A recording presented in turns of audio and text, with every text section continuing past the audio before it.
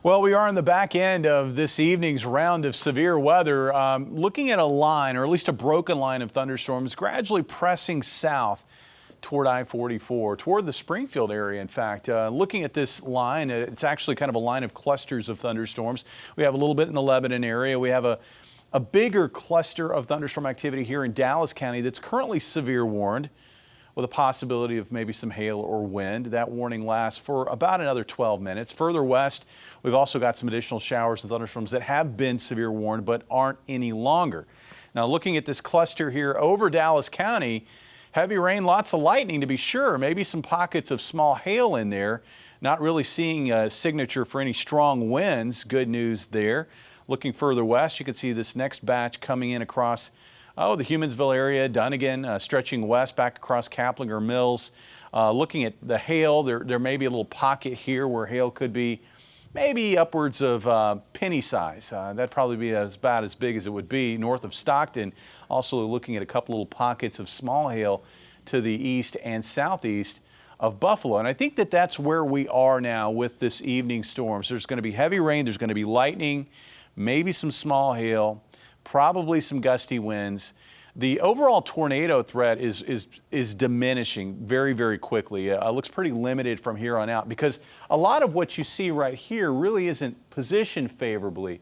They're what we would be calling outflow dominant. Now, the leading edge, still something to watch, but at this stage not showing any signs of trying to become tornadic. The watch lasts for less than an hour and then it will expire. And it looks like the severe weather risk will continue to wind down from there. Now, throughout this evening, there has been resistance to storms here over southern Missouri.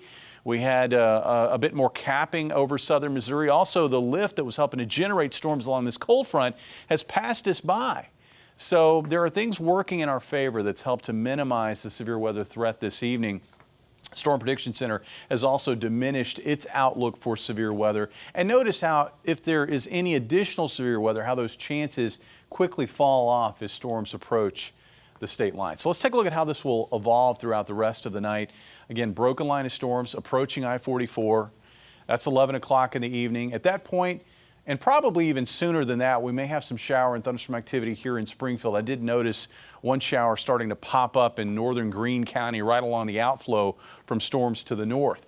As we work past midnight tonight at 1 o'clock, I think we're done with any chance for severe weather at that stage, but there will still be spotty showers and thunderstorms. And the cold front will continue to press south toward northern Arkansas into Thursday morning.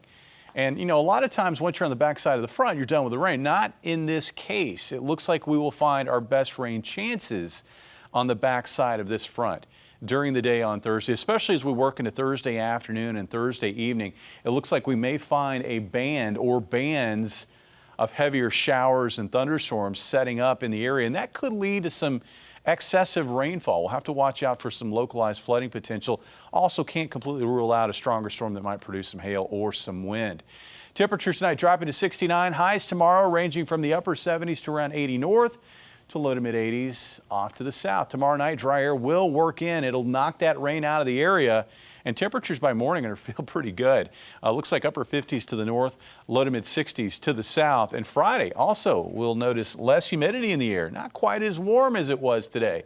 Looks like highs in the low to mid 80s. In your weekend forecast, some spotty showers and thunderstorms possible on Saturday.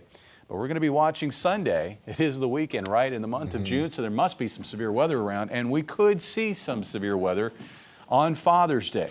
Also could find some heavy rainfall occurring on Father's Day. It looks like we could see a more organized round of rain and thunderstorms moving across the area then. And it seems like the last few weekends we've had to talk about dodging storms. I mean, there'll be some times to enjoy, but you're not going to escape the rain completely. We had tornado-warned storms 2 weekends ago. We had tornado-warned storms last weekend. And I'm not going to say that we're going to have tornado-warned storms this weekend, but I do think that there will be some severe warned storms. Have that weather app handy. All right, thanks so much, James.